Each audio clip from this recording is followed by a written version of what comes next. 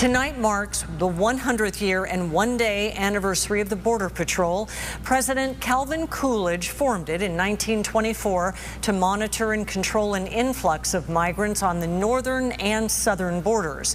Today, it's the largest police force in the country, with some 21,000 agents, including about 2,000 here in the San Diego sector.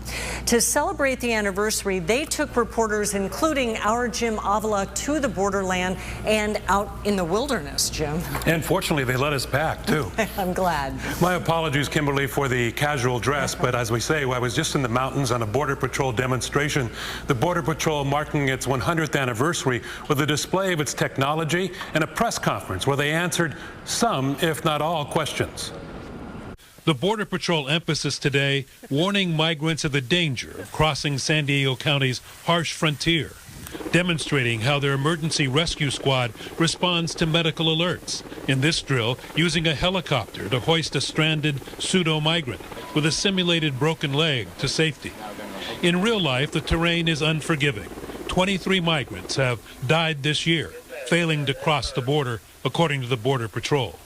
When we find people out here injured or hurt, it takes a toll on us. You know, we're mothers and fathers, daughters and sons, and when we see people sick out here, sometimes it gets to you. A hazardous journey, but one 200,000 migrants have made so far this year, making San Diego sector the epicenter of illegal immigration. Yeah, we have been the busiest sector now for pushing 2 months here, with the most apprehensions, the most crossings across the entire country. The Border Patrol in San Diego has been the subject of intense criticism this year.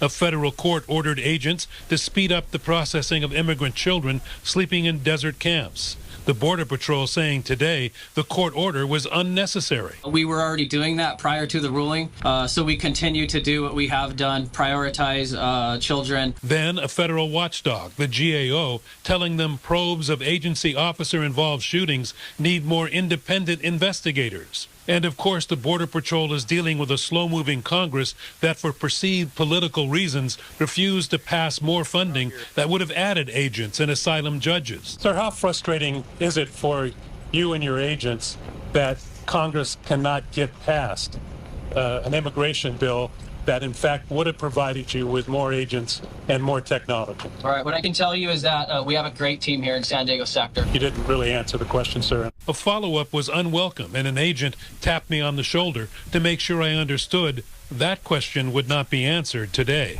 But we're apolitical. We don't get into that.